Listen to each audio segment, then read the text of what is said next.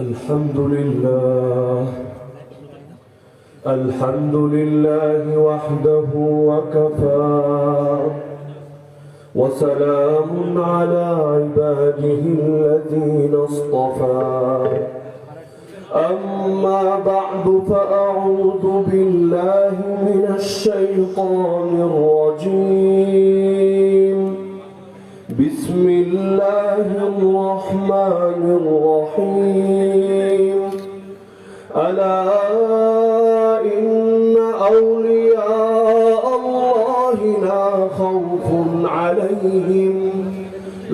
خوف عليهم ولا هم يحزنون الذين آمنوا وكانوا يتقون لهم البشرى في الحياة الدنيا وفي الآخرة لا تبديل لكلمات الله ذلك هو الفوز العظيم ولا يحزنك قولهم إن العزة لله جميعا هو السميع العليم وقال النبي صلى الله تعالى عليه وسلم الجهاد ماض مذ بعثني الله إلى أن يقاتل آخر أمتي المسيح الدجال وقال أصحاب محمد صلى الله عليه وسلم نحن الذين بايعوا محمدا على الجهاد ما بقينا أبدا آمنت بالله صدق الله العلي العظيم وبلغنا رسوله النبي الكريم ونحن على ذلك لمن الشاهدين والشاكرين والحمد لله رب العالمين ঐতিহ্যবাহী সামাজিক ও সেবামূলক সংগঠন পশ্চিম গড়দুয়ারা ও পূর্ব মেখুল শতদল যুব সংঘের উদ্যোগে আয়োজিত 12তম ইসলামী মহাসম্মেলনের সম্মানিত সভাপতি উপস্থিত হযরতুল আল্লাম মীর ইদ্রিস হাফিজাহুল্লাহ, উপস্থিত আজকের মাহফিলের প্রধান আলোচক আল্লামা খালিদ সাইফুল্লাহ আইয়ুবী হাফিজাহুল্লাহ, এছাড়া উপস্থিত আমার সরতাজ ওয়াজিবুল ইহতিরাম উলামায়ে কেরাম, বিভিন্ন মাদ্রাসা থেকে আগত প্রিয় তালিবানে ইলম, স্থানীয় এবং দূরদূরান্ত থেকে আসা দ্বীনের জন্য আত্মমর্যাদাশীল প্রিয় মুজাহিদ তাওহীদি জনতা এবং পর্দার আড়ালে থাকা মা ও বোনেরা, আল্লাহ সুবহানাহু ওয়া তাআলা এই পৃথিবীটাকে বানিয়েছেন পরীক্ষার কেন্দ্র, যার কারণে আল্লাহ তাআলা এই পৃথিবীতে মুমিনদের থেকে শুধু পরীক্ষা নিতেই থাকে। হাদিসের মধ্যে রাসূলুল্লাহ সাল্লাল্লাহু আলাইহি ওয়াসাল্লাম জানিয়েছেন ইন্নাল্লাহা ইযা হাব্বা কওমান ইবতালাহুম, আল্লাহ যখন কোন সম্প্রদায়কে কোন জাতিকে ভালোবাসেন তাদেরকে তিনি পরীক্ষা করেন, কিছু বিপদ আপদ দেন। ফামান রাদিয়া ফালাহুর রিদা, যে ব্যক্তি পরীক্ষায় পড়েও আল্লাহর উপর সন্তুষ্ট থাকে তার জন্য আল্লাহর সন্তুষ্টি রয়েছে। ওমান সাখিতা ফালাহু সাখাত, আর যেই ব্যক্তি পরীক্ষায় পড়লে আল্লাহর উপর নারাজ হয়ে যায় তার জন্য আল্লাহর নারাজি রয়েছে। এমনকি কোরআনুল কারীমের মধ্যে সূরাতুল বাকারায় আল্লাহ নিজেই জানিয়েছেন ওয়ালানাবলুওয়ান্নাকুম বিশাইইন মিনাল খাউফি ওয়াল জু' ওয়া নাকসিন মিনাল আমওয়ালি ওয়াল আনফুসি ওয়াস সামারাত, আমি আল্লাহ অবশ্যই তোমাদেরকে পরীক্ষা করব কিছু ভয় ভীতি দিয়ে, কিছু ক্ষুধার কষ্ট দিয়ে। আমি তোমাদেরকে আরো পরীক্ষা করব তোমাদের সম্পদ, তোমাদের বিভিন্ন ফল ফলাদি ফসল, তোমাদের বিভিন্ন প্রিয়জন পরিজন, তোমাদের বিভিন্ন মানুষের মৃত্যু, এগুলোর দ্বারা আল্লাহ তোমাদেরকে আমি মাঝে মধ্যেই পরীক্ষা করব, কিন্তু যে ব্যক্তি পরীক্ষায় পড়েও আমার উপর ঈমানকে অবিচল রাখবে এবং সবরের পরিচয় দেবে, ওয়াবাশশিরিস সাবিরিন, হে নবী এই সকল সবরকারীদের ধৈর্যশীলদেরকে আপনি সুসংবাদ শুনিয়ে দিন। আল্লাযীনা ইযা আসাবাতহুম মুসিবা, যাদেরকে বিপদ আক্রান্ত করলে তারা দমে যায় না, তারা থেমে যায় না, তারা মনোবল হারিয়ে ফেলে না, তারা বাতিলের সঙ্গে আপোষ করে না, তারা ঈমানকে বিক্রি করে দেয় না, বরং যখন বিপদে পড়ে তখন আল্লাহকে স্মরণ করে।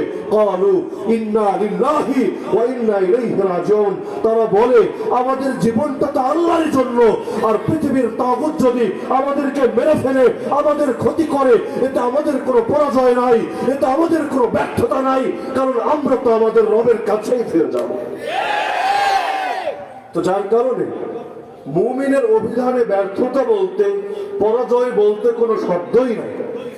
আল্লাহ তাআলা মুমিনকে কখনো ভালো রেখে পরীক্ষা করেন, কখনো বিপদ দিয়ে পরীক্ষা করেন।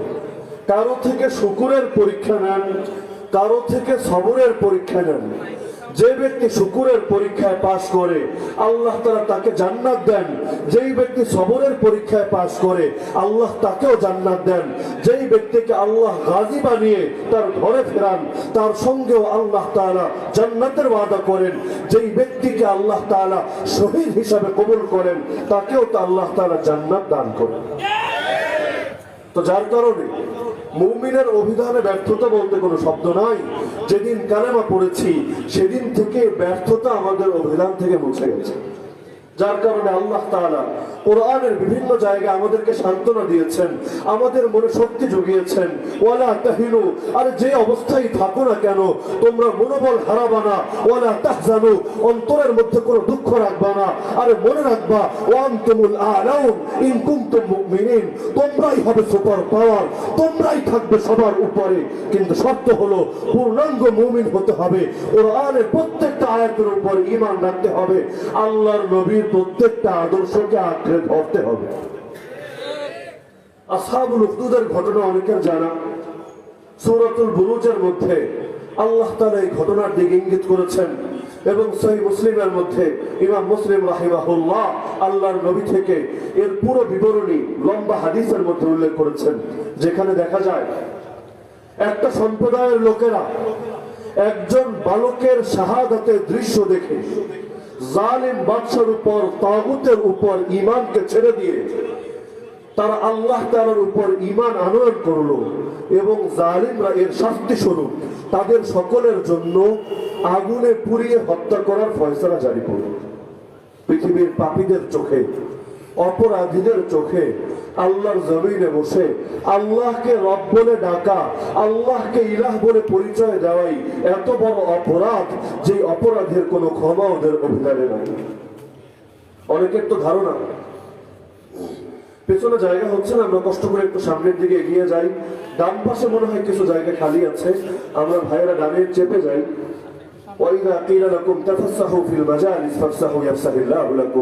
আমরা যদি অন্য ভাইয়ের জন্য জায়গা করে দেই আল্লাহ তাআলা ইনশাআল্লাহ আমাদের জন্য জান্নাতে জায়গা করে দিবেন। তো আমরা একটু সামনের দিকে অগ্রসর হই, ডানে চাপা গেলে আমরা চেপে যাই, অন্যান্য ভাইরা যেন দাঁড়িয়ে থেকে কষ্ট না করে, সবাই যেন বসে বসে আলোচনা শুনতে পারে এবং শাহাদাতের তামান্না নিয়ে এখান থেকে যেতে পারে, এজন্য আমরা এতটুকু কষ্ট করতেই যাই। তো বলছিলাম জালেমদের চোখে আল্লাহকে রব বলে মেনে নেওয়া, আল্লাহকে ইলাহ বলে পরিচয় দেওয়া এর চাইতে বড় কোনো অপরাধ নয়। অনেকের তো ধারণা, যদি নিজেদের নফসকে জিজ্ঞেস করি হয়তো আমাদের নফসগুলোই আমাদেরকে বলবে একই রোগ তো আমাদের ভেতরে আছে। এই যুগে অনেক মানুষের ধারণা হলো হুজুররা কোরআনের বিধানগুলোকে গোপন না করার কারণে, হুজুররা কোরআন থেকে জিহাদের আলোচনাগুলো সমাজের মধ্যে উল্লেখ করার কারণেই মনে হয় কাফেররা আমাদের উপর নারাজ, নাস্তিকরা আমাদের উপর অসন্তুষ্ট, ইসলাম বিদ্বেষীরা আমাদের উপর ক্ষুব্ধ, যার কারণে ওরা আমাদের উপর নির্যাতন করে, আমাদেরকে কষ্ট দেয়, আমাদেরকে বিপদে ফেলে। তাদের অনেকের বিশ্বাস ইসলাম থেকে যদি জিহাদ শব্দটাকে মুছে দেওয়া যায়, ইসলাম থেকে যদি খেলাফত নামটাকে নিশ্চিহ্ন করে দেওয়া যায়, তাহলে মনে হয় জালিমরা আমাদেরকে ভালো বলবে, আমাদেরকে বুকে জড়িয়ে নেবে, করবে, আমাদের উপর ওদের কোনো ক্ষোভ থাকবে না, আমাদের উপর ওদের কোনো মনোকষ্ট থাকবে না। সারা দুনিয়ায় মনে হয় আমরা ওদের মতো সম্মান নিয়ে বাঁচতে পারবো, ওদের মতো মানবাধিকার নিয়ে থাকতে পারবো, ওদের মতো প্রত্যেকটা নাগরিক অধিকার ভোগ করতে পারবো, এমন ধারণা অনেকের আছে না? তাদেরকে আমি জিজ্ঞেস করবো, আল্লাহর নবী মুহাম্মদুর রাসূলুল্লাহ সাল্লাল্লাহু আলাইহি ওয়াসাল্লাম যখন মক্কায় ছিলেন, তার জীবনের নবুয়ত প্রাপ্তির পর বড় সময় তো এই মক্কায় কাটিয়েছেন। মক্কায় থেকেছেন 13 বছর, মদিনায় থেকেছেন 10 বছর। মক্কার মধ্যে রাসূলের উপর নির্যাতন বেশি এসেছে। মক্কা ছিল সবরের যুগ, সেই সময় শুধু নির্যাতন সয়ে গেছেন। মদিনায় যাওয়ার পর আলহামদুলিল্লাহ প্রত্যেকটা নির্যাতনের প্রতিশোধ করায় গন্ডায় শুরু করে দিয়েছে। এই যে মক্কার জীবনে এত কষ্ট যে নবীকে দেওয়া হলো, একটা দিনের জন্য তাকে সুখে থাকতে দেওয়া হয়নি, শান্তিতে থাকতে দেওয়া হয়নি।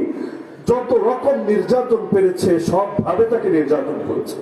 এমনকি আমাদের এই চেহারার দাম কি নবীর চেহারার দামের চাইতে বেশি? বলেন না, আমাদের চেহারার দাম নবীর চেহারার দামের চাইতে বেশি।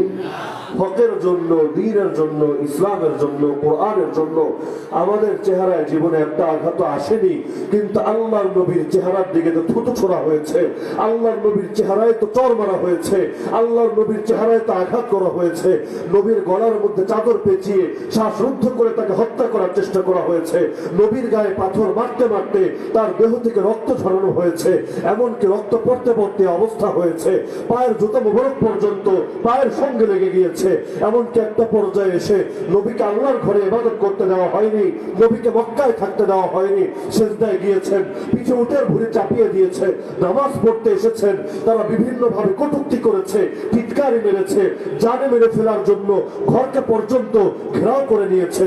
এমনকি যখন দ্বীনের জন্য কাবা ছাড়লেন, মক্কা ছাড়লেন, সব ছেড়ে চলে গেলেন সেই সুদূর মদিনায়, পরিবার ছাড়লেন, ঘর ছাড়লেন, আত্মীয় ছাড়লেন, সেখানেও আল্লাহর নবীকে একটা দিনের জন্য সুখে থাকতে দেয়নি। 10 বছর থেকেছেন। এই 10 বছরের সুযোগে 27টা জিহাদ নিজেকে করতে হয়েছে, আর 47টা মুজাহিদ বাহিনী পাঠাতে হয়েছে। গড়ে প্রত্যেক 2 মাসের কম সময় একটা করে জিহাদ করতে হয়েছে। তো এই যে মক্কার জীবনে নবীকে যে এত নির্যাতন সইতে হলো, 3-3টা বছর জেল খাটতে হলো, যেই সময় সাহাবীরা পর্যন্ত খাবার না পেয়ে গাছের পাতা খেতে খেতে তাদের মলগুলো ছাগলের মলের মতো হয়ে গিয়েছিল। এখন আমি জিজ্ঞেস করব, সেই মক্কার যুগে কি জিহাদ ফরজ ছিল? মক্কার যুগে কি জিহাদের আয়াতগুলো নাজিল হয়েছিল? মক্কার যুগে কি আল্লাহর নবী জিহাদি বয়ান করতেন? মক্কার যুগে কি ইসলামী খেলাফত কায়েম ছিল?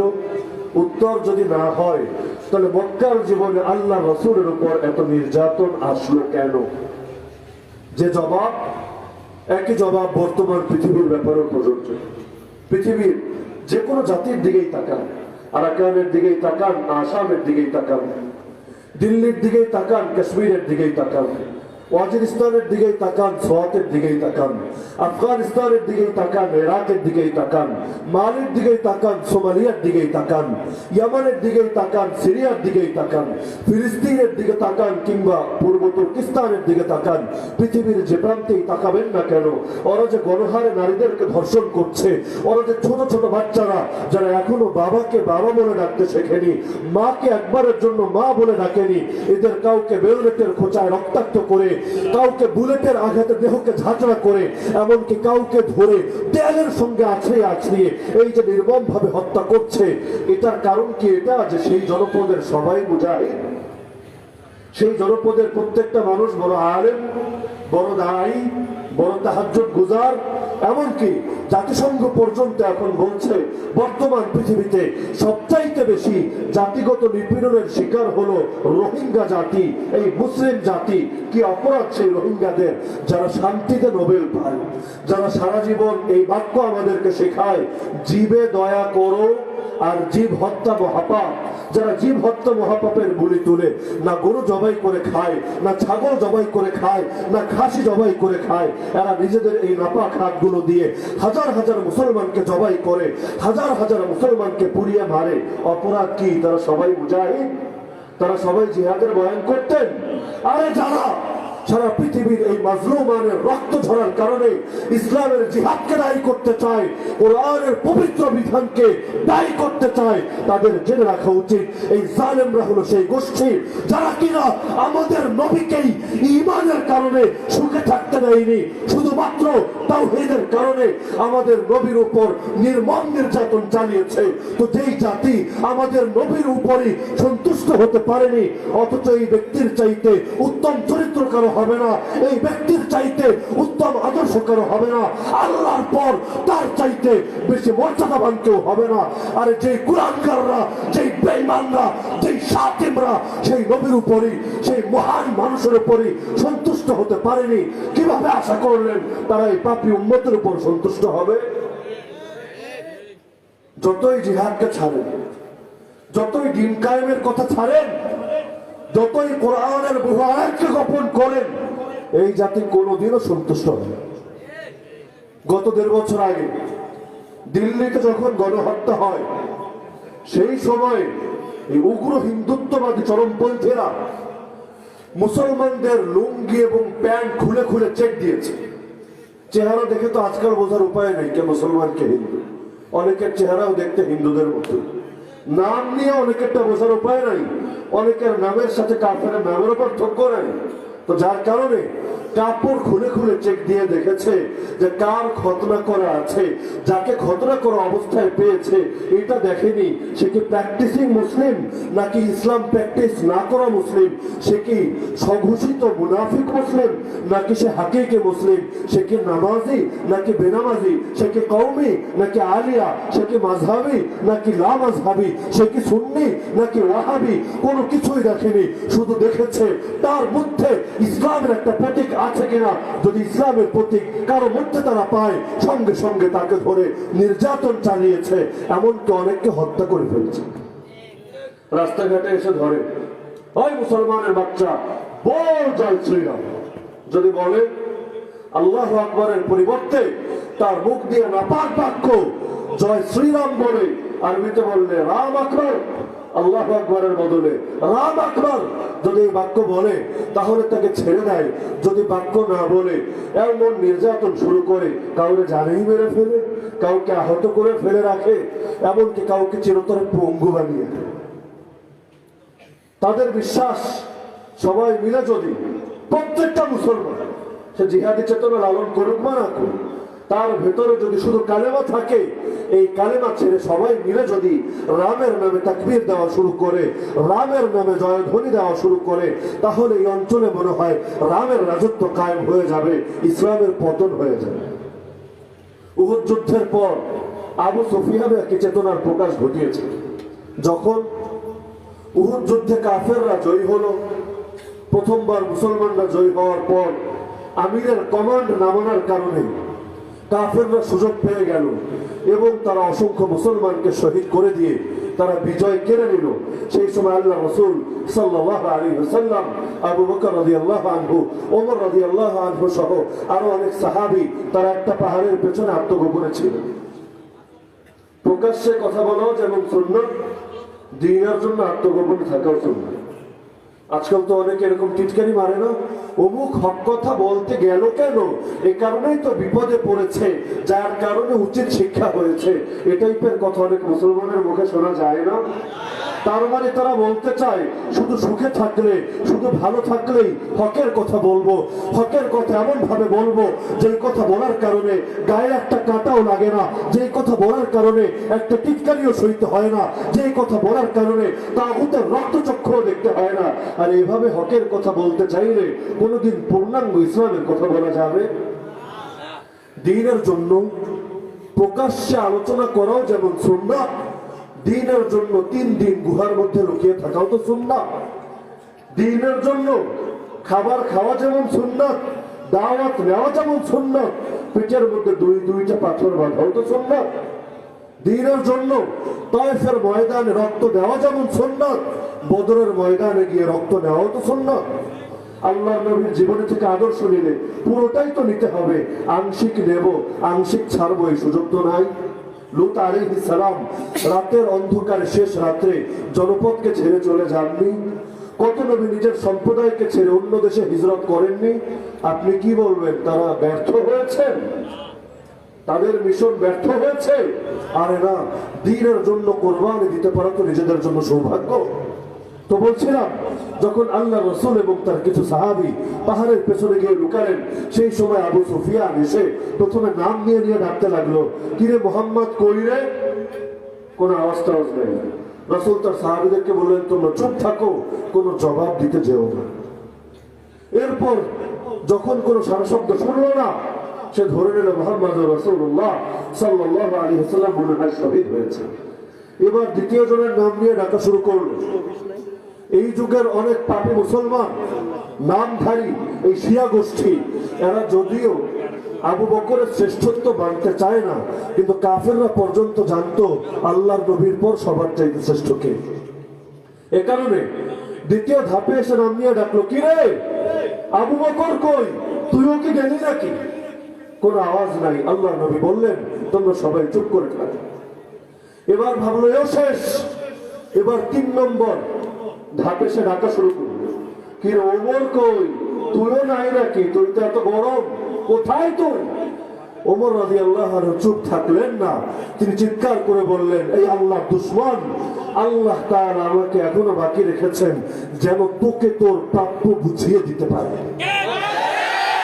পরাজিত হতে পারেন, মায়ের খেতে পারেন, কঠিন অবস্থায় থাকতে পারেন, বিপদের মুখে পড়তে পারেন, কিন্তু তাই বলে হকের কথা তো ছাড়তে পারেন না। ইসলামের দুশমনেরা হুঁশিয়ার সাবধান, ইহুদিদের দালালেরা হুঁশিয়ার সাবধান, ভারতের এজেন্ডা হুঁশিয়ার সাবধান। নারে তাকবীর। এই যুগ হলে অনেকে উপহাস করে বলতো ওমর হলো অতি জজবাতি, বেশি বোঝে, রাসূল আগ থেকে সবাই থামাচ্ছে। এমনকি রাসূলের ব্যাপারে যখন জিজ্ঞাসা করলো তখনও সবাইকে চুপ থাকতে বললো। আর ওমরের নামে একটু কথা বলতেই বেচারা লাভ দিয়ে উঠল, হক কথা আর গোপন করতে পারলো না। এই যুগে হলো টিটকারি মারতো না, অতি জজবাতি।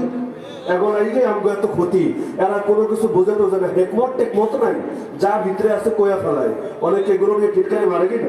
আরে মারে না। ওমর রাদিয়াল্লাহু আনহু যখন জবাব দিলেন, আল্লাহর নবী তাকে নিন্দা করেননি, আল্লাহর নবী তাকে গালি দেননি, কারণ দ্বীনের জন্য যে জজবা, হক কায়েমের জন্য যে জজবা, কোরআনের জন্য যে জজবা, আল্লাহর কাছে, আল্লাহর রাসূলের কাছে এই জজবা অনেক দাবি। যার কারণে এক সাহাবী ইসলাম গ্রহণ করলেন, আবু যর গিফারি। রাসূল বললেন, আপাতত তোমার ইসলাম প্রকাশ করার দরকার নাই, কিছুদিন গোপন রাখো। কিন্তু আল্লাহর বান্দা, হকের আলো, তাওহীদের আলো, ঈমানের আলো ভেতরে ঢোকার পর দাওয়াত বন্ধ করে উম্মতের সামনে হকের কথা না বলে কিভাবে চুপ থাকতে পারেন তার দিল মানছিল না। চলে গেলেন হারামের ভেতর, চলে গেলেন কাবার প্রান্তরে, গিয়ে চিৎকার করে করে কাফেরদেরকে, মুশরিকদেরকে শোনাতে থাকলেন, আরে শোন তোরা, আশহাদু আল্লাহ ইলাহা ইল্লাল্লাহ ওয়া আশহাদু আন্না মুহাম্মাদান আবদুহু ওয়া রাসূলুহু। ওরা আর দেরি করলো না, ভাবলো এই তো সুযোগ পাইছি। বাইরের লোক, নিজেদের লোক হইলে আলাদা কথা, মারতে চাইলে 10 বার ভাবা লাগে, ওর ব্যাকআপ দেওয়ার মতো কেউ আছে নাকি। কিন্তু তো বাইরের লোক, মারতে কোনো বাধা নাই। তিনি কালেমা উচ্চারণ করতে দেরি, সঙ্গে সঙ্গে ওরা এসে দলবদ্ধ হয়ে তার উপর ঝাঁপিয়ে পড়ল। এরপর আবু বকর রাদিয়াল্লাহু আনহু এসে অনেক কষ্ট করে বেচারাকে বাঁচালেন, কোনোভাবে ছাড়ে না। পরে বুঝ দিলেন, এই দেখ মুশরিকরা, তোরা যে ব্যবসা করতে যাও শামে, রাস্তা কিন্তু এই গিফার গোত্র দিয়েই যাওয়া লাগে। যদি এখন ওরা মেরে ফেলো আর সম্প্রদায়ের লোকেরা খেপে যায়, তাহলে তোদের ব্যবসা কিন্তু চাঙ্গে উঠবে। এজন্য ব্যবসা করতে চাইলে ওরে মারিস না, ওরে ছেড়ে দে। আল্লাহর বান্দারে ছেড়ে দিল। দ্বিতীয় দিনে সাহাবারও একই ঘোষণা, আশহাদু আল্লা ইলাহা ইল্লাল্লাহ ওয়া আশহাদু আন্না মুহাম্মাদান আবদুহু ওয়া রাসূলুহু। আল্লাহর নবী কিন্তু একটা বারের জন্য বলে নাই, হে আবু যর গিফারি, বেশি বোঝস কেন? আমি তো মুরব্বী, আমি তো আকাবির, তোরে না করলাম, তুই এই কথাগুলো প্রকাশ করিস না, তারপর গিয়ে করলি কেন? তুই তো খারেজি, তুই তো বেশি বোঝো। এমন একটা টিটকারি মেরেছেন। এমনকি আবু বসির রাদিয়াল্লাহু তাআলা আনহু যখন ইসলাম গ্রহণ করার পর কাফিরদের নির্যাতন থেকে অনেক কষ্ট করে মুক্তি পেয়ে মদিনায় আসলেন, আল্লাহর নবীর কাছে আশ্রয় চাইলেন। কিন্তু সেই সময় আল্লাহর নবী হুদায়বিয়ার সন্ধির কারণে মুশরিকদের সঙ্গে চুক্তিবদ্ধ ছিলেন। মক্কা থেকে কোনো সাহাবী যদি হিজরত করে মদিনায় আসে, আল্লাহর নবী তাকে আশ্রয় দিতে পারবেন না, তাকে মক্কায় ফিরিয়ে দিতে হবে। কিন্তু মদিনার কোনো সাহাবী যদি মক্কায় চলে যায়, মুরতাদ হয়ে হোক অথবা যে কোনো কারণে হোক, মক্কার মুশরিকরা তাকে ফেরত দিবেন না। এই চুক্তির কারণে আল্লাহর নবী আবু বসিরকে রাখতে পারলেন না। মালাউন্ডা এসে গেল, ওরে আমাদের হাতে তুলে দাও। আল্লাহর নবীর মনে তো মানছে না, কিন্তু চুক্তির দাবি, মুসলমান তো ওয়াদা ভঙ্গ করে না। জিহাদের ময়দানে পর্যন্ত মুসলমান প্রতিশ্রুতি রক্ষা করে। কি করবে না, তুলে দিতে হবে। যখন তুলে দিলেন, আবু বসির রাদিয়াল্লাহু আনহু বারবার অনুরোধ করছিলেন, কিন্তু রাসূল অপরগ ছিলেন, আশ্রয় দেওয়ার কোনো সুযোগ ছিল না। এক পর্যায়ে যখন মুশরিকরা, দুইজন মুশরিক ব্যক্তি তাকে নিয়ে যাচ্ছিল মক্কার দিকে, তিনি অন্তরের মধ্যে এই কথা গাঁথলেন, যদি মক্কায় এবার ফিরে যাই, এতদিন তো নির্যাতনের মধ্যে ছিলাম, এখন তো নির্যাতন আরো কয়েক গুণ বাড়িয়ে দেয়। এই মুশরিকরা এটা তো আর পরোয়া করে না কে আল্লাহর ওলি, কে বড় আলেম, কে বুজুর্গ, কে সাহাবী, এগুলোর তো কোনো পরোয়া করে না। যদি করতো, আমির হেফাজত আল্লামা জুনায়েদ বাবুনগরী হাফেজাহুল্লাহ এই মুরব্বী অসুস্থ মানুষটার সঙ্গে তো অন্তত এত বড় গুস্তাখি করতো না। কিন্তু ওদের কাছে কে বড় আল্লামা, কে ইমাম, কে আমির, এগুলো দেখার বিষয় না। ওদের কাছে তো হক বলা, হকের পথে চলা, হকের জন্য নিজেকে উৎসর্গ করাই সবচাইতে বড় অপরাধ। তাকে নিয়ে যাচ্ছেন, তিনি ভাবলেন আল্লাহ রাসূল তো চুক্তিবদ্ধ, তাই রাসূল আমাকে ফিরিয়ে দিচ্ছেন এবং ইসলামের দাবিও এটা। কিন্তু আমি কিভাবে জেনে বুঝে এই জ্বলন্ত অগ্নিকাণ্ডের মধ্যে ঝাঁপ দেই? আমার তো নিজেকে রক্ষা করা উচিত, কারণ আত্মরক্ষার উপায় গ্রহণ করা, সতর্কতার মাধ্যম গ্রহণ করা, নিজেকে জালিমদের হাত থেকে বাঁচানো, এটাও তো রবের আদেশ। তো এক জায়গায় যাওয়ার পথে সেই দুই মুশরিক যাত্রা বিরতি দিল। সেই যুগে ঘোড়ায় চড়ে লম্বা লম্বা সফর করতে হতো। এই যুগে যেমন বাইক নিয়ে, মোটর সাইকেল নিয়ে কেউ যদি বহু দূরে যেতে চায়, কতক্ষণ যাওয়ার পরে কোমর ধরে যায়, হাত ব্যথা হয়ে যায়, বাধ্য হয়ে সামান্য একটু বিশ্রাম নেওয়াই লাগে। তো সেই যুগেও একই মাধ্যম, ঘোড়ায় চড়ে যাচ্ছে, কত আর সফর করা যায়, মাঝখানে এক জায়গায় গিয়ে যাত্রা বিরতি দিল। যখন যাত্রা বিরতি দিল, সেই সাহাবী ভাবলো এবার একটা সুযোগ, এই সুযোগগুলো যদি কাজে লাগাতে পারি তাহলে পারবো, নইলে একবার যদি মক্কায় ঢুকিয়ে ফেলে, পুরো আস্ত মক্কাটাই তো মুসলমানদের জন্য জেলখানা। এই যুগে যেমন চীনের জিনজিয়াং, পুরো দেশটাই আস্ত মুসলমানদের জন্য জেলখানা। সেই কারণে বাঁচতে চাইলে আগেই বাঁচতে হবে, একবার ঢুকলে আর ফেরার উপায় নেই। তো বসে আছেন, পাশে দুই মুশরিকও বসা। হঠাৎ তার মধ্যে একটা বুদ্ধি এলো, সামান্য একটা ইসলামের ক্ষেত্রে কৌশল অনুমোদিত, ওয়াদা ভঙ্গ করা অনুমোদিত না, তবে কৌশল অবলম্বন করা, কাফেরদেরকে ধোঁকার মধ্যে, বিভ্রমের মধ্যে ফেলা, এটা অনুমোদিত। মানুষের একটা দুর্বল পয়েন্ট হলো, বাংলা একটা পাম দিলে, তেল মারলে গলে যায় না। বড় বড় বাতিল পর্যন্ত সামান্য একটু পাম মারলে, একটু তেল দিলে গলে যায় কিনা? সবাই যায়। এখন দুই মুশরিক দুই পাশে বসা। তিনি এখন এক মুশরিককে লক্ষ্য করে বললেন, কি রে, তোর তরবারিটা দেখি অসাম, এত সুন্দর তরবারি তুই পাইলি কই? এমন তরবারি তো জন্মে দেখি নাই, এটা কি স্পেশাল অর্ডার দিয়ে বানানো? আর কি সুন্দর চিকচিক করছে, রৌদ্রের আলো পড়লে ঝলকিত হয়ে যাচ্ছে, এমন তরবারি তো জীবনে দেখি নাই। সেও বলে গেল, ভাবলো আমি তো বীর মানুষ, আমার তরবারি তো আমার মতোই হবে, দেখতে হবে না কার তরবারি। এরকম বারবার প্রশংসা করার পর বেচারার মনটাও একটু আহ্লাদিত হয়ে গেল। সে এখন মনের বেলুন ফুলে আকাশে উঠছে। এই সুযোগে আবু বসির বললেন, আরে একটা বার একটু দেখতে দিবি, এমন তরবারি একটা বার যদি টাচ না করি, একটু ধরে না দেখে জীবনটাই তো বৃথা। এখন বেচারা ভাবলো, আরে দেখবি, সমস্যা কি, আরে তরবারি তো আমার, এমন তরবারি কই পাবি? দেখ, তার তো দেখা উদ্দেশ্য না, তার তো কল্লাটা ফেলে দেওয়া উদ্দেশ্য। তরবারিটা হাতে নিলেন, নিয়ে হাতে নিয়ে দেখছেন সৌন্দর্য অবলোকন করছেন, ওরাও দুজন আনন্দে আহ্লাদিত হয়ে আছে যে মুসলমান পর্যন্ত আমাদের তরবারি দেখে ক্রাশ খায়, যেই সেই তরবারি না এটা। কিছু বুঝে ওঠার আগেই আল্লাহর দাম দিয়ে ওর গলার উপর একটা আঘাত হানলেন, সঙ্গে সঙ্গে গলাটা দেহ থেকে দ্বিখণ্ডিত হয়ে গেল।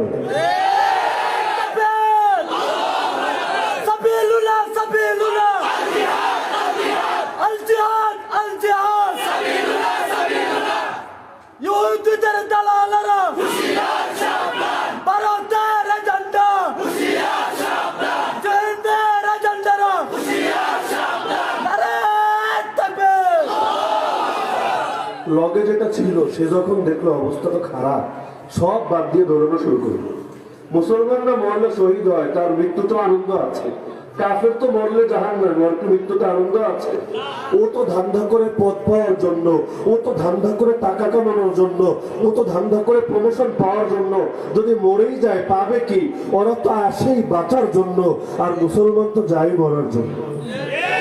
খালিদ বিন ওয়ালিদ রাদিয়াল্লাহু আনহু রোম সম্রাটের কাছে চিঠি লিখেছিলেন, আসলিম তাসলাম, এই রোম সম্রাট ইসলাম গ্রহণ কর, নিরাপত্তা পাবি। আর যদি গ্রহণ না করো, আমগুলোকে বেশি হ্যাডম দেখাও আর আমাদের বড় বড় গলায় হুমকি ধমকি দাও, তাইলে শোন, তোর লোকেরা জীবনটা যতটা ভালোবাসে, আমার লোকেরা কিন্তু মৃত্যুরে এর চাইতেও বেশি ভালোবাসে। আমার বাহিনী নিয়ে কিন্তু তোর কাছে হাজির হয়ে যাবে। রোম সম্রাটের চিঠি দেখে চীনের বাদশার কাছে আবার চিঠি পাঠালো, আরে মুসলমানদেরকে থামাতে হবে, ওদের বিরুদ্ধে যুদ্ধ করতে হবে, আমাদের সাহায্যে ফোর্স পাঠা, বাহিনী পাঠা, আমরা সম্মিলিত ভাবে এই মৌলবাদী অপশক্তিকে থামিয়ে দেই, ওদের মোকাবেলা করি। চীন সম্রাট লিখলো, অন্য কোন জাতির সঙ্গে যুদ্ধ হইলে আমগরে ডাইকো, এই জাতিতে এমন জাতি, লাউ আরাদু খালাল জিবাল লা খালাউহা, এরা যদি পাহাড়কে উপড়ে ফেলতে চায় তাহলে পাহাড়কে পর্যন্ত উপড়ে ফেলে। চিঠি পাওয়ার পর বেচারার যুদ্ধ করার সব শেষ। আবু বকর রাদিয়াল্লাহু আনহু একটারে শেষ করলেন, আর একটা এই অবস্থা দেখে দৌড়ে ভাগলো। তিনি এখন চিন্তা করলেন, যদি মদিনায় ফিরে যাই আবারও ওরা আসবে নিতে, এবং চুক্তির কারণে আল্লাহ রাসূল ফিরিয়ে দিতে বাধ্য হবেন, যার কারণে না মক্কায় গেলেন না মদিনায় গেলেন, তিনি চলে গেলেন সিফুল বাহরে, একটা সমুদ্রের উপকূলীয় অঞ্চলে। সেখানে গিয়ে তিনি আশ্রয় গ্রহণ করলেন। 2 দিন যায়, 4 দিন যায়, আরো একজন দুইজন করে মক্কায় নির্যাতিত বিভিন্ন সাহাবী আল্লাহ রাসূলের কাছে আশ্রয় নিতে আসে, কিন্তু চুক্তির কারণে রাসূল আশ্রয় দিতে পারেন না। মুশরিকরা তাদেরকে ফিরিয়ে নিয়ে যেতে চায়। তারা যখন জানলো আবু বাসির তো সিফুল বাহরে গিয়ে ঘাঁটি গেড়েছে, এখন একজন দুইজন যায়, তার সঙ্গে মিলিত হয়। ধীরে ধীরে আবু বাসিরের সঙ্গীর সংখ্যা বাড়তে থাকে। যখন কিছু সঙ্গী হয়ে গেল, এবার ভাবলো সুযোগ, আল্লাহ তাআলা তো আমাদেরকে সুযোগ দিয়েছেন, এই মক্কার মুশরিকরা আমাদের সবকিছু কেড়ে নিল, আমাদের জান, আমাদের মাল, আমাদের সকল সহায় সম্পদ, তাহলে এখন থেকে ওদের সম্পদ দ্বারাই আমরা রিজিক গ্রহণ করব। রাসূল যেমন বলেছেন, ওয়া জুইলা রিজকি তাহতা যিল্লি রুমহি, রাসূল এটা বলেননি আমার রিজিক রাখা হয়েছে চাকরিতে, আমার রিজিক রাখা হয়েছে ব্যবসায়। রাসূল বলেন আমার রিজিক রাখা হয়েছে বর্ষার ছায়ার নিচে।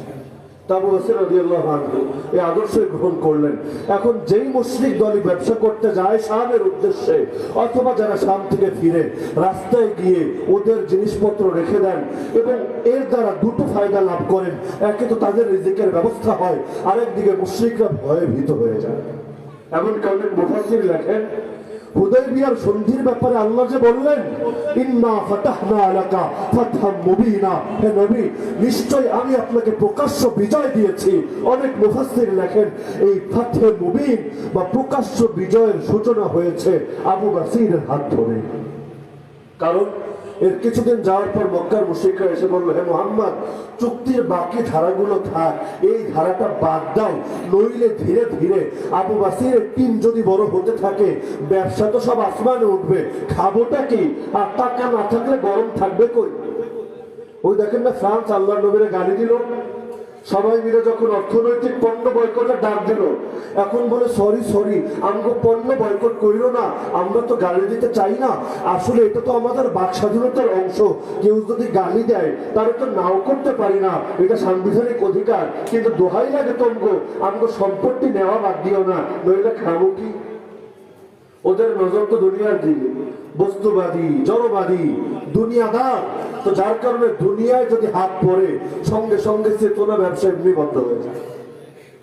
তো বলছিলাম যে ইসলামের কারণে নির্যাতনের ধারাটা অনেক প্রাচীন।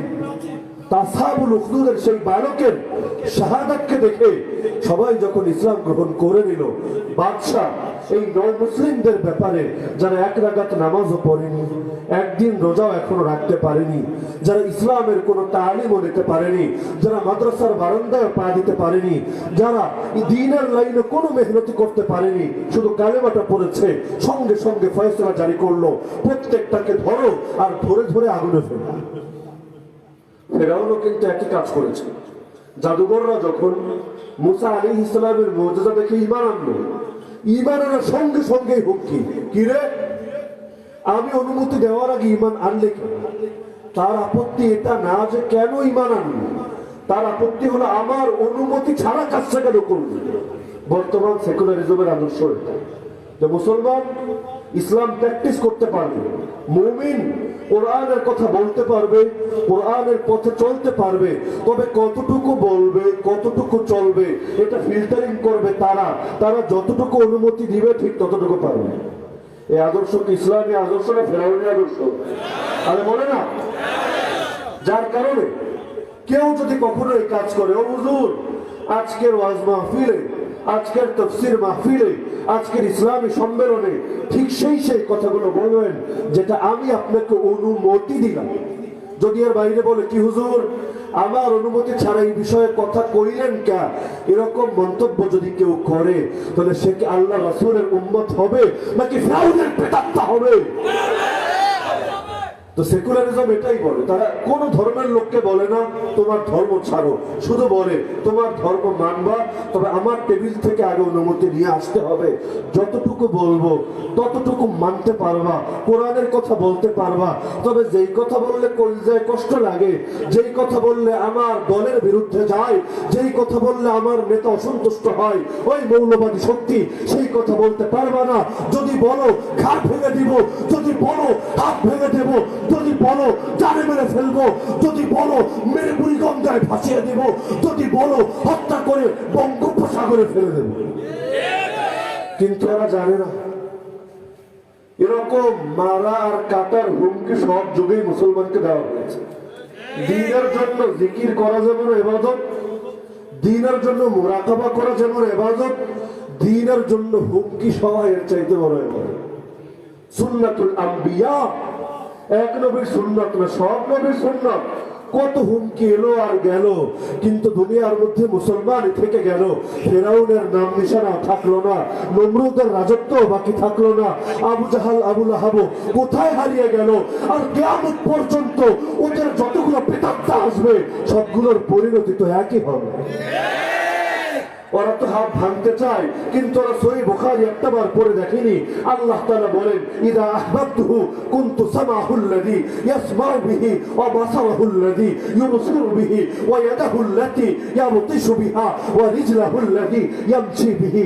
আমি যখন আমার বান্দাকে ভালোবাসি, আমি যখন আমার বান্দাকে মহব্বত করি, ভালোবাসতে বাসতে একটা পর্যায়ে এমন আসে আমি বান্দার চোখ হয়ে যাই, যেই চোখ দিয়ে সে দেখে, আমি বান্দার কান হয়ে যাই, যেই কান দিয়ে সে শোনে, আমি বান্দার হাত হয়ে যাই, যেই হাত দিয়ে সে ধরে, আমি বান্দার পা হয়ে যাই, যেই পা দিয়ে সে চলে।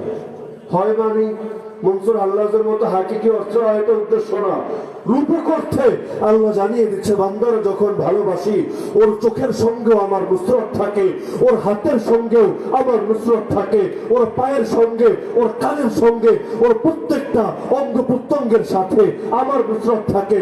যার কারণে বদরের ময়দানে আল্লাহর নবী এক মুঠো ধুলো ছুঁড়ে মারলেন, প্রত্যেকটা কাফেরের চোখে সেই ধুলো গিয়ে পৌঁছলো। আল্লাহ বলে ওমা রামাইতা ইদ রামাইতা ওয়ালাকিন্নাল্লাহ রামা। হে নবী, তুমি যখন ধুলো নিক্ষেপ করেছো, তুমি তো নিক্ষেপ করোনি, নিক্ষেপ করেছেন তা আল্লাহ নিজে। হাত তোমার, কিন্তু কোরআন বলছে নিক্ষেপ করেছেন কে? ফালাম তাকতুলুহুম ওয়ালাকিন্নাল্লাহ কাতালাহুম।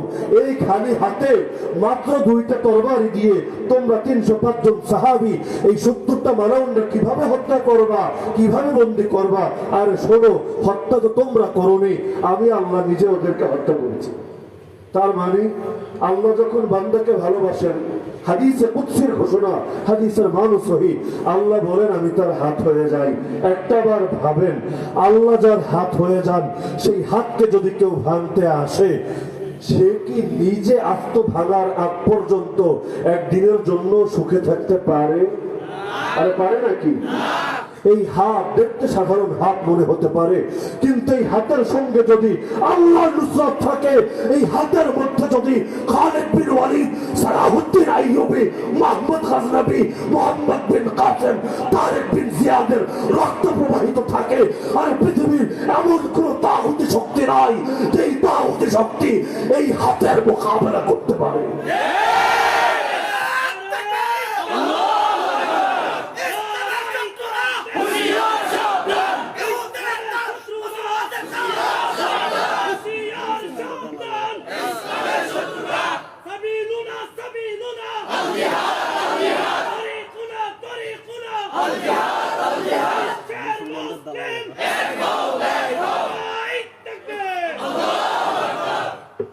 এই হাত আর এই মুখ কত নজির আল্লাহ দেখালেন। বদরের ময়দানে সাহাবীরা লড়াই করার কিছু নাই, কি দিয়ে লড়াই করবেন? বাঁশও ছিল না যে বাঁশ দিয়ে পিটাপিটি করবেন, কি দিয়ে লড়াই করবেন?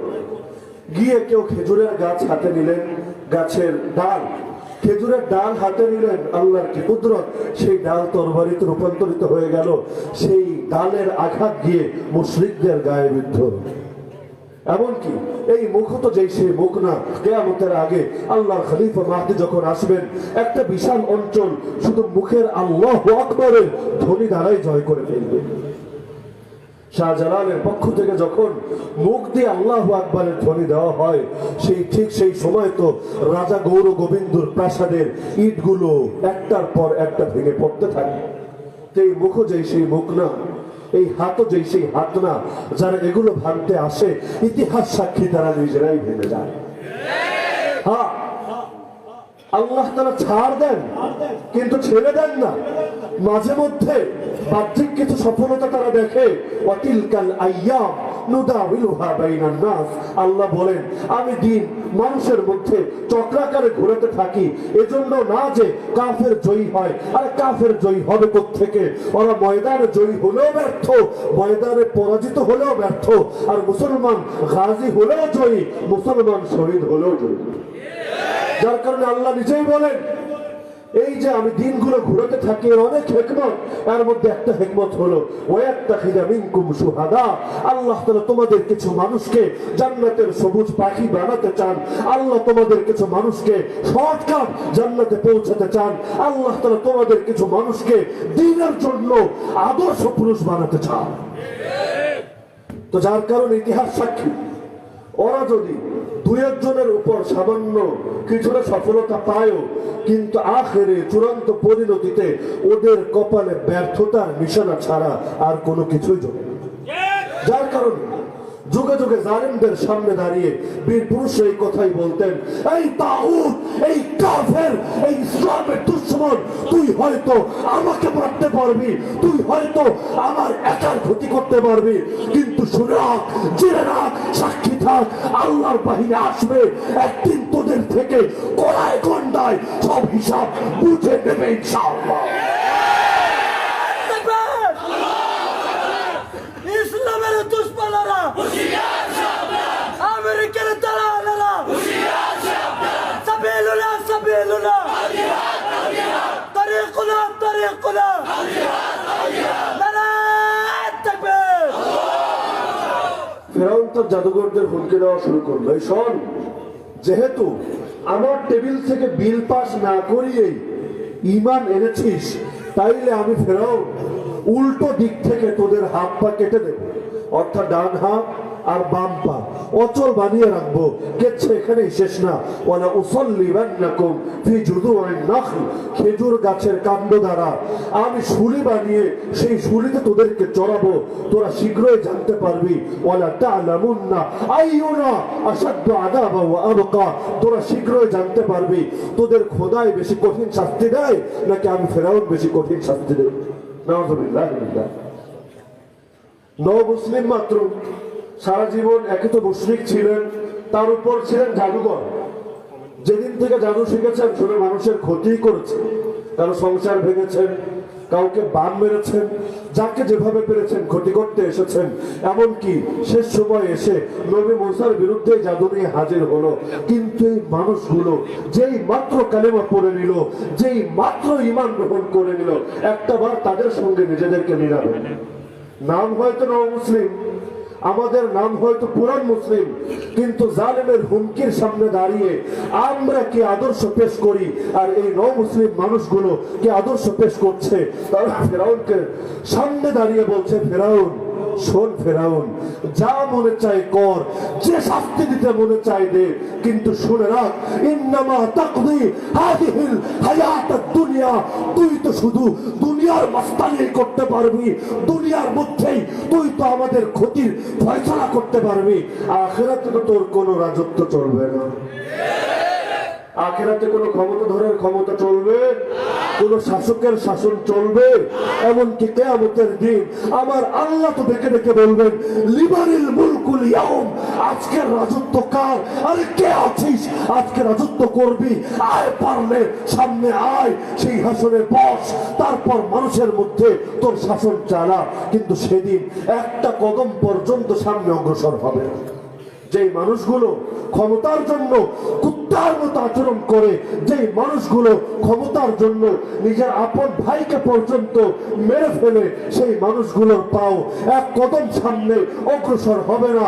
শেষে আমার আল্লাহ নিজেই বলবেন, লিল্লাহিল ওয়াহিদিল কাহার, আজকের রাজত্ব একমাত্র পরাক্রমশালী আল্লাহ। তো সেই জালেম বাদশা যখন সবার ব্যাপারে ফয়সালা জারি করলো, সবগুলোকে ধরে ধরে আগুনে ফেল। বাংলা একটা কথা বলে, এই দিন দিন নয়, আরো দিন আছে। একটা সময় মুসলমানদেরকে ধরে ধরে আগুনে ফেলা হয়েছে, মুসলমানকে ধরে ধরে কড়াইয়ের মধ্যে তেল উত্তপ্ত করে তাতে ঢালা হয়েছে, মুসলমানদেরকে সামনে এনে এনে ধরে ধরে জবাই করা হয়েছে, মুসলমানদেরকে খুঁজে খুঁজে টার্গেট করে করে বের করে জেলখানার অন্ধকার প্রকোষ্ঠে ফেলে রাখা হয়েছে। কিন্তু হাদিস আমাদেরকে জানিয়েছে, আল্লাহর নবী আমাদেরকে শুনিয়েছেন, কিয়ামতের আগে এমন একটা সময় আসবে যখন আল্লাহর নবী ঈসা দুই ফেরেশতার কাঁধে ভর করে দুনিয়াতে আসবেন এবং দাজ্জালকে হত্যা করবেন। এই দাজ্জালকে হত্যা করার পর দাজ্জালের বাহিনীর যতগুলো সদস্য থাকবে, দাজ্জালের যতগুলো এজেন্ট, যতগুলো দালাল থাকবে, ওরা কেউ গিয়ে পাথরের পেছনে লুকাবে, কেউ গিয়ে পাহাড়ের পেছনে লুকাবে। রাসূল হাদিসের মধ্যে বলেন, সেই সময় আল্লাহ পাথরের মুখ খুলে দেবেন, পাহাড়ের মুখ খুলে দেবেন, সেই পাথর আর পাহাড় পর্যন্ত ডেকে ডেকে বলবে, হে মুসলমান, হে আল্লাহর বান্দা, এদিক আসো, আমার পেছনে আল্লাহর দুশমন লুকিয়ে আছে, ওদের এক একটাকে ধরো, ধরে ধরে জবাই করো।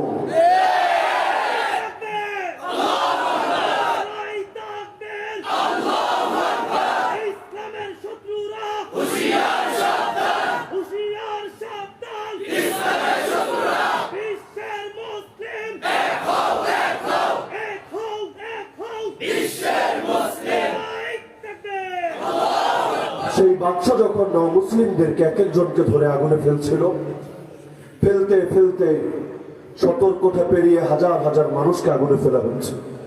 নিজের চোখের সামনে নিজের ভাইকে, নিজের মাকে, নিজের বাবাকে, নিজের ছোট্ট ছোট্ট সন্তানকে পুড়ে ছাই হতে দেখছেন।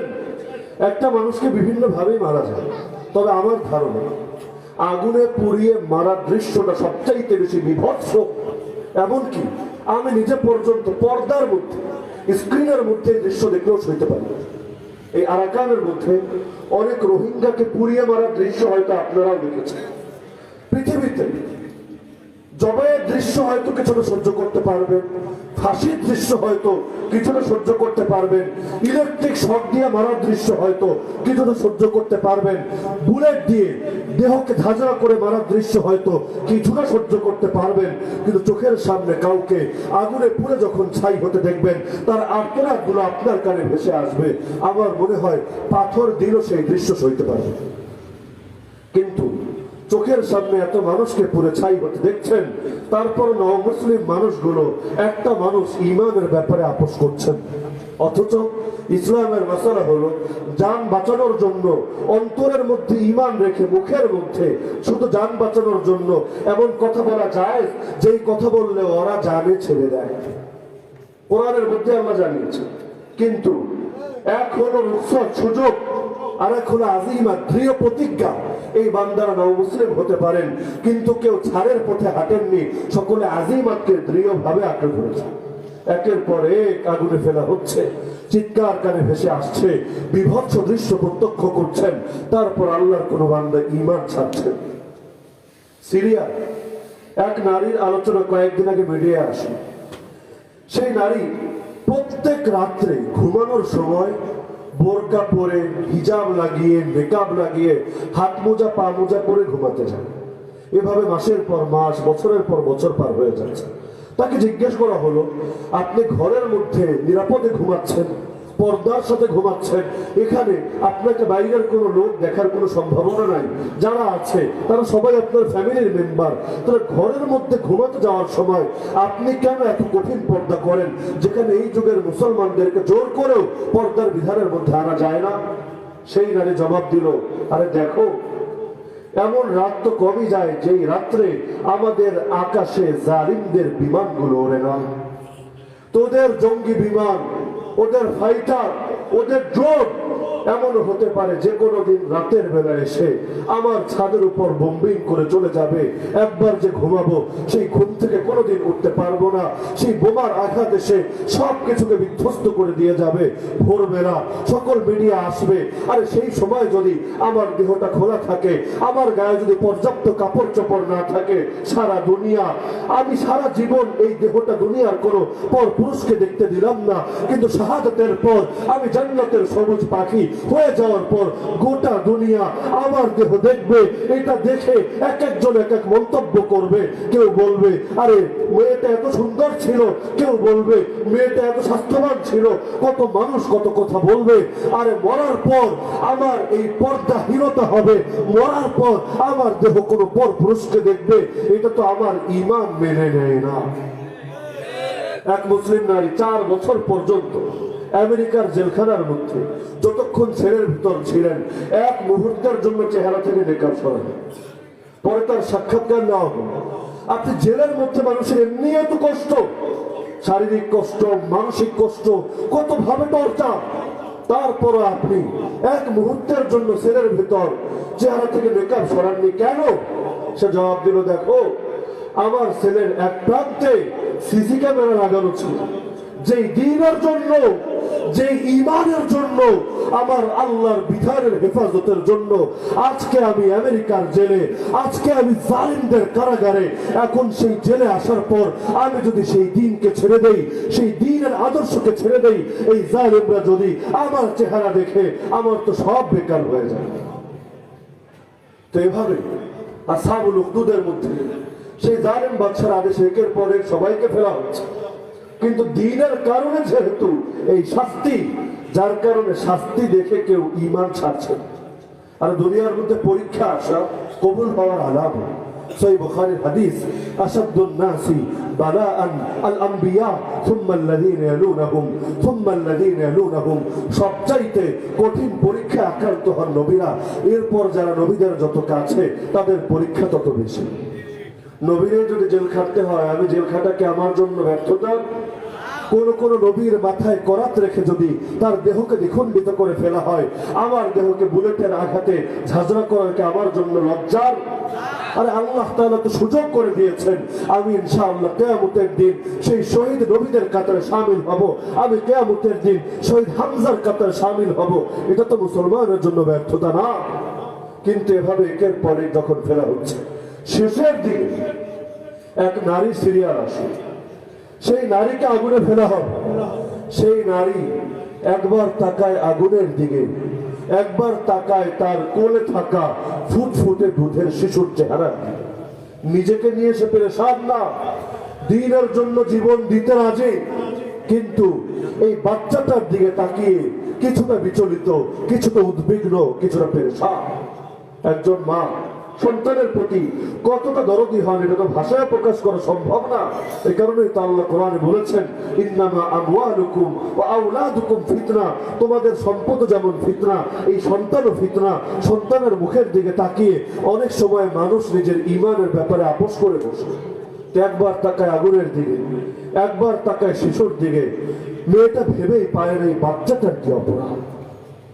এই যে জালিমরা জঙ্গি দমনের নামে, সন্ত্রাস দমনের নামে, অন্তরের নামে সারা দুনিয়ায় যুদ্ধ লাগিয়ে রেখেছে। দেশের পর দেশ, পূর্ব থেকে পশ্চিম, উত্তর থেকে দক্ষিণ, সমগ্র পৃথিবীকে রক্তে রঞ্জিত করে ফেলেছে। কিন্তু ওদেরকে যদি জিজ্ঞেস করা হয়, আরে তোমরা যে হাজার হাজার কোলের শিশুকে হত্যা করলে নির্বিচারে গণহারে, যেই বাচ্চাগুলো এখনো বাবাকে বাবা বলে ডাকতে শেখেনি, মাকে একবারের জন্য মা বলে ডাকেনি, এই বাচ্চাগুলোর কি অপরাধ? আর ওরা কোন দলের জঙ্গি ছিল, ওরা কোন দলের সন্ত্রাসী ছিল, ওরা তোমাদের কি ক্ষতি করেছিল, কেন তুমি ওদের উপর এত চড়াও হলো?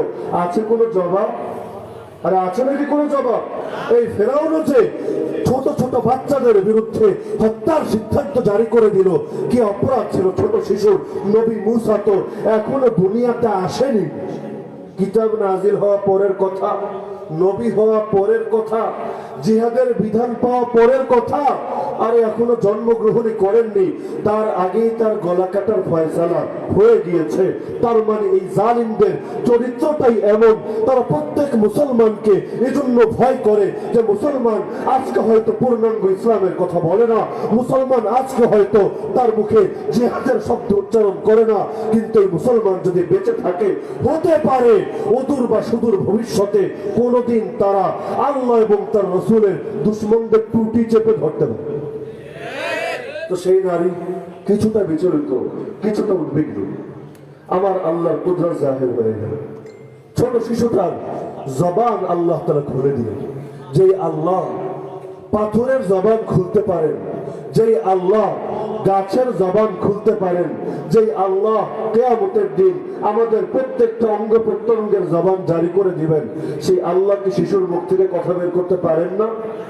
তো সেই শিশু এবার বলল, মা আপনি মোটেও পেরেশান হবেন না, বিচলিত হবেন না, উদ্বিগ্ন হবেন না।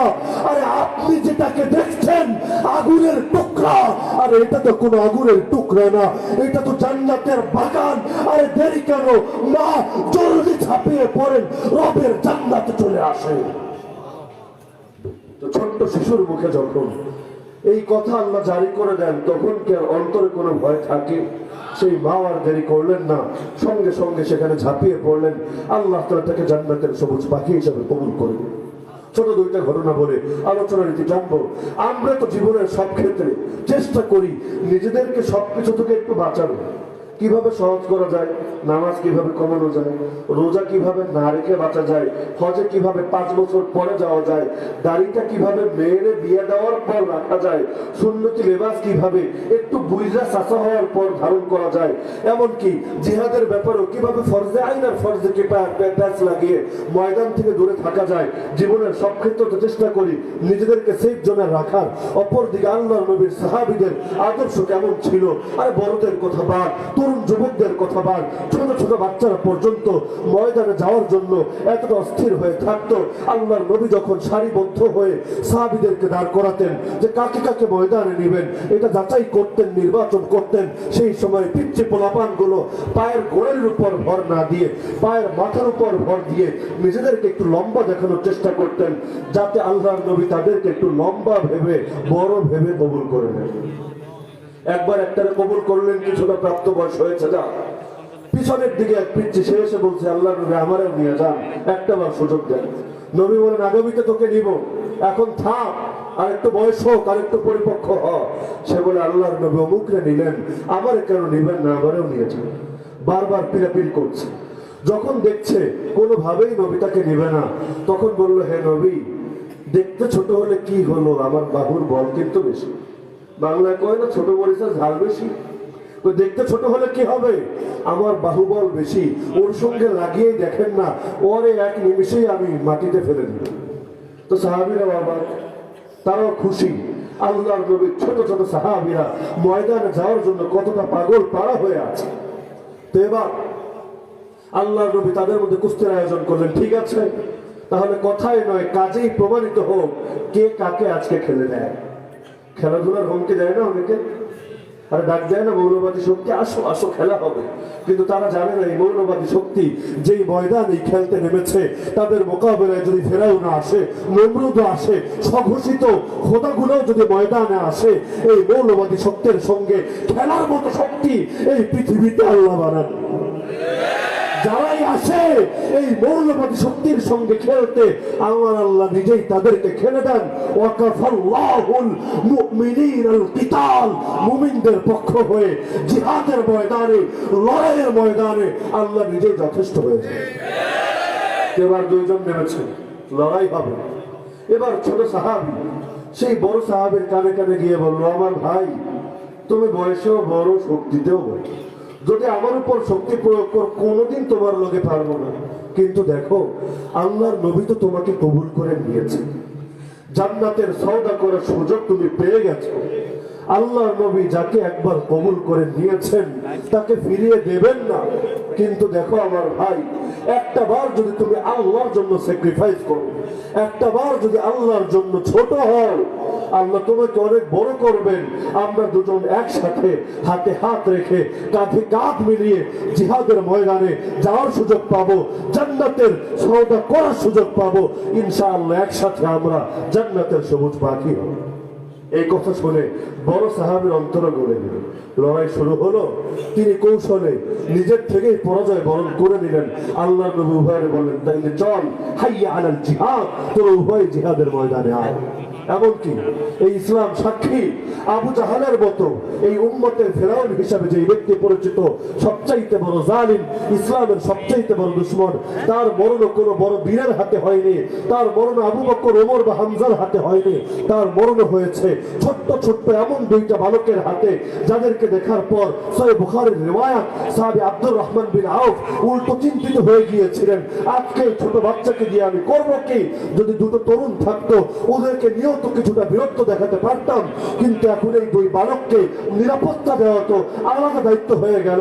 আল্লাহর কি কুদরত! সেই ছোট্ট দুইটা বালক শুধু একটা কারণ তাকে বলল, হে চাচা আবু জাহালকে দেখিয়ে দিন, কারণ শুনেছি আল্লাহর নবীর গালি দেয়, কসম খেয়েছি একবার যদি ওকে দেখি মরণ আসা পর্যন্ত, শাহাদাত বরণ করা পর্যন্ত ওর থেকে আমার দেহ বিধক হবে। এবং হয়েছেও তাই। একজন গিয়ে আবু জাহালের ঘোড়ার পায়ে কোপ দিলেন, ঘোড়ার পা কেটে গেল, আবু জাহাল ছিটকে পড়লো। আরেকজন গলার উপর চড়ে আল্লাহর নাম নিয়ে আবু জাহালরা জাহান্নামে পৌঁছানোর ব্যবস্থাও করে দিয়েছে। এরপরও কাজ শেষ না, লড়াই চালিয়ে যাচ্ছেন। লড়াই চালাতে এক মুশরিকের তরবারির আঘাত তাদের একজনের হাতে এসে লাগলো, হাতটা কেটে গেল, কিন্তু কেটে দ্বিখণ্ডিত হয়নি, মাটিতে পড়ে যায়নি, চামড়ার সঙ্গে ঝুলছিল। আল্লাহর এই বান্দা যখন দেখলো, আরে বয়সে ছোট হতে পারে, আরে তার বয়স কম হতে পারে, কিন্তু দ্বীনের লাইনে পিছিয়ে থাকার মানুষ তো সে না। সে যখন দেখলো তার দেহের একটা অঙ্গই জিহাদের পথে, শাহাদাতের পথে বাধা হয়ে দাঁড়াচ্ছে, যতবার এই কাটা হাতটা টান লাগে ততবার কলিজাটা মোচড় দিয়ে ওঠে, শরীরের শক্তি নষ্ট হয়ে আসে, যার কারণে তিনি আর হাতের দিকে তাকাননি, হাতটাকে আস্তে করে পায়ের নিচে রেখে পা দিয়ে পাড়া দিয়ে ধরে টান মেরে হাতটাকে ছিঁড়ে ফেললেন। তারপর আল্লাহর নামে লড়াই চালিয়ে গেলেন। এক নারী এসেছে ছোট্ট কোলের বাচ্চাটা নিয়ে, নবী আরে ময়দানে নিয়ে যান। সবাই অবাক, এই পিচ্ছি ময়দানে গিয়ে কি করবে, এখনো কোলের বাচ্চা সে। সেই নারী বলছে, হে আল্লাহর রাসূল, খুব ভালো করে জানি ও যে নিজে যুদ্ধ করতে পারবে না, ও যে শারীরিক ভাবে দৈহিক ভাবে নিজের বল দিয়ে আপনার কোনো উপকারে আসবে না, কিন্তু হে আল্লাহর নবী মন তো আর মানে না। জান্নাতের সওদাকারীরা জান্নাতের বাজারে চলে যাচ্ছে, যেই বাজারে আল্লাহ তাদের জান কিনে নেন, তাদের মাল কিনে নেন। হে আল্লাহর রাসূল, আমার তো এমন কেউ নাই যাকে পাঠাবো, বাপ ভাই এরকম বড় কেউ যদি থাকতো তারাই তো পাঠিয়ে দিতাম। হে আল্লাহর নবী, আমি তো নারী, আমি আর কি কালেমা পড়তে পারি, এই ছোট্ট বাচ্চাটা আমার আছে, নবী একেই নিয়ে আসলাম। জানি নবী সে নিজে যুদ্ধ করতে পারবে না, কিন্তু আপনার কোন সাহাবীর কোলে তাকে দিয়ে দিন। আর এই জালেমরা, এই মালাউমরা যখন আপনার বুককে লক্ষ্য করে তীর ছুঁড়ে মারবে, আমার বাচ্চা আর কিছু করতে পারুক বা না পারুক, সেই সাহাবী তখন ঢাল হিসাবে আমার এই কোলের বাচ্চাটাকে আপনার বুকের সামনে পেতে ধরবে। আর জালিমের তীর এসে আপনার এই পবিত্র বুকের পরিবর্তে আমার বাচ্চাটার বুকটাকে এফর করে দিয়ে যাবে। আপনি তো হেফাজতে থাকবেন, দিন তো হেফাজতে থাকবে, ওর আয় তো হেফাজতে থাকবে। আরে কাল কিয়ামতের দিন আমার রব আমাকে শহীদের মা বলে ডাকবে। তো তারা জান্নাতে যাওয়ার জন্য, আল্লাহর সঙ্গে জান্নাতের সওদা করার জন্য, আল্লাহর পথে নিজেদেরকে ফেদা করার জন্য পাগল পাড়া হয়ে থাকতেন, কবিতা আবৃত্তি করতেন। নাহনুল্লাযীনা বায়াউ মুহাম্মাদা আলাল জিহাদি মা বাকিনা আবাদা।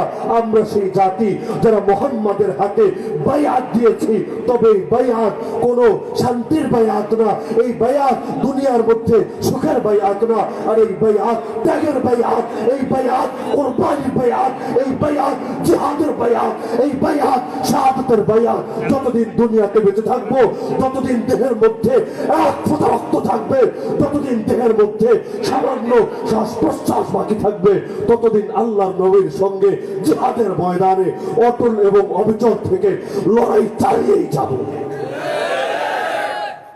তো সেই সাহাবীদের আদর্শ তো আমাদের সামনে, যে কোরআন তাদেরকে আলোকিত করেছে, যে ইসলাম তাদেরকে আকাশের তারকা বানিয়েছে। একই কোরআন, একই ইসলাম আমাদের সামনে। যে নবীর উপর তারা ঈমান আনতেন, যে নবীর নামে কালেমা পড়তেন, একই নবীর উপর আমরা ঈমান আনি, একই নবীর উপর আমরা কালেমা করি। কিন্তু পার্থক্য, অধিকাংশ মানুষ পরীক্ষায় পড়লে ঈমানটাকে ছেড়ে দেয়, ঈমানের ব্যাপারে আপোষ করে বসে।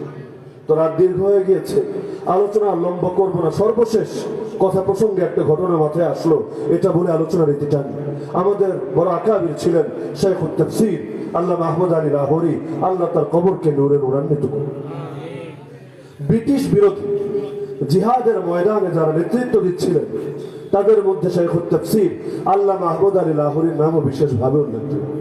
এক পর্যায়ে ব্রিটিশরা তাকে গ্রেফতার করে ফেলে, শাস্তি স্বরূপ তাকে এক দ্বীপের মধ্যে নির্বাসনে পাঠায়। সেই সময় তাকে বরফের শাস্তি দেওয়া হয়। জালেমরা কখনো দেয় আগুনের শাস্তি, যেমন নবী ইব্রাহিমকে দেওয়া হয়েছে, কখনো দেয় রোদের শাস্তি, তাপের শাস্তি, মরুভূমির বালুর শাস্তি, যেমন বেলালকে দিয়েছে। তাকে দিয়েছিল ঠান্ডার শাস্তি, বরফের শাস্তি। ঠান্ডার মধ্যে কতক্ষণ মানুষ নিজের হাত রাখতে পারে? ডিপ ফ্রিজের মধ্যে হাত রাখলে 10 মিনিট রাখতে পারবে? হাত বরফ হয়ে যায়। নিজের হাতের কার্যকারিতা, যে অঙ্গ রাখবেন সে অঙ্গের কার্যকারিতা নষ্ট হয়ে যায়। তো শাইখুত তাফসীর আল্লামা আহমদ আলী লাহোরী রাহমাতুল্লাহ আলাইহিকে বরফের শাস্তি দেওয়া হচ্ছে, উপরেও বরফ, নিচেও বরফ। একটা মানুষ কতক্ষণ থেকে থাকতে পারে? এক পর্যায়ে তিনি অজ্ঞান হয়ে পড়লেন, তার দেহ ঠান্ডা হয়ে গেল। জালিমরা ভাবলো, ব্রিটিশরা ভাবলো বেচারা মনে হয় মৃত্যুবরণ করেছে। তাকে সে বরফ থেকে বের করে এক কোনায় নিয়ে তার দেহটাকে ফেলে রাখে। ভাবলো মরেছে তো শেষ, পরে গিয়ে এক জায়গায় পুঁতে রাখা যাবে, এখন তো থাক এখানে। কিছু বেলা যাওয়ার পর হঠাৎ দেখে গেল আল্লাহর বান্দার চোখ মিটিমিটি করছে। চোখ খুললেন, ব্রিটিশরা দেখলো না তো বেচারা মরে যায়নি, এখনো বেঁচে আছে। এই উদাহরণটা দিচ্ছি এজন্য, বিপদে পড়লে যদি ঈমান না বাড়ে, বিপদে পড়লে যদি আল্লাহর উপর ভরসা আগের চাইতে আরো বেশি মজবুত না হয়, তাহলে বুঝতে হবে আমরা এখনো সুবিধাবাদী মুসলমান রয়ে গেছি। আল্লামা আহমদ আলী লাহোরীকে এবার এক ব্রিটিশ অফিসার এসে বলল, কি মৌলবী, খুব না গরম গরম কথা বলতা, জিহাদ করার শর্ত মনে হয় মিটে গেছে, পুরো গা দেখি ঠান্ডা হয়ে গেছে। টিটকারি মারছে, একদিকে তো নির্যাতন আর একদিকে টিটকারি। সারা দুনিয়ায় ওরা মারেও তো আমাদের, আর জঙ্গি বলে গালিও দেয় আমাদের।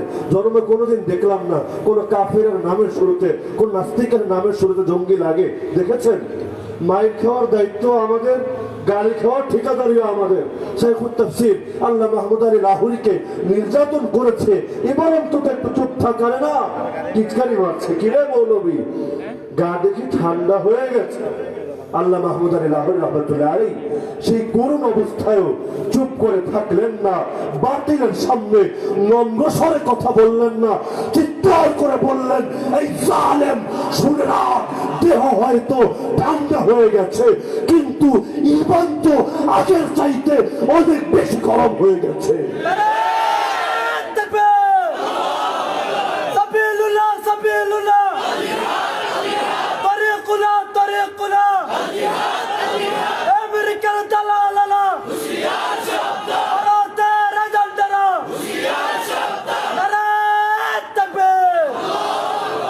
আল্লাহ রসুলের পথে, সাহাবীদের পথে, সালাফে সালেহিনের পথে, আকাবিরদের পথে আমাদের মুক্তি, আমাদের সফলতা। সেই সকল পথ বাদ দিয়ে নিজেকে বাঁচানোর জন্য, দুনিয়ার পরীক্ষা থেকে নিজের পিঠকে হেফাজতের জন্য যত নতুন এবং নবোদ্ভাবিত পথ আমরা ধরি না কেন, এ সকল পথে কোনোদিন সফলতা আসবে না। যার কারণেই তো কবি বলেন, ত্যাগের মধ্যে কি ব্যর্থতা, ইসলাম জিন্দা হোতা হয় হর কারবালা কে বাদ। কারবালার ময়দানে একদিকে হুসাইনের রক্ত ঝরে, আর রক্তের প্রতিটা ফোঁটা হয়তো ইয়াজিদের পতনের ফয়সালাও হয়ে যায়। এ কারণে বলা হয়, রাইয়াসলুহা আখিরু হাযিহিল উম্মাহ ইল্লা বিমা সালুহা বিহি আউয়ালুহা। এই উম্মতের শেষে যারা আসবে, আখিরি জামানায় যারা আসবে, তাদের সফলতার পথ একটা, যেই পথে চলে পূর্বসূরীরা সফল হয়েছেন। সুতরাং পূর্বসূরীদের পথে আমরা চলবই, বেঁচে থাকলেও চলবো। এই পথে চলতে গিয়ে যদি হাসি মুখে মরণকে বরণ করতে হয়, তারপরে ইনশাআল্লাহ রক্তের শেষ বিন্দু পর্যন্ত আমরা এই পথকে ছাড়বো না। আল্লাহ তাআলা এই মাহফিলকে কবুল করে নিন। এই মাহফিলের আয়োজনের পেছনে যারা শ্রম দিয়েছেন, আল্লাহ তাআলা তাদের এই শ্রম এবং খেদমতকে আখিরাতের নাজাতের ওসিলা বানিয়ে দিন। ওয়া মা আলাইনা ইল্লাল বালাগ।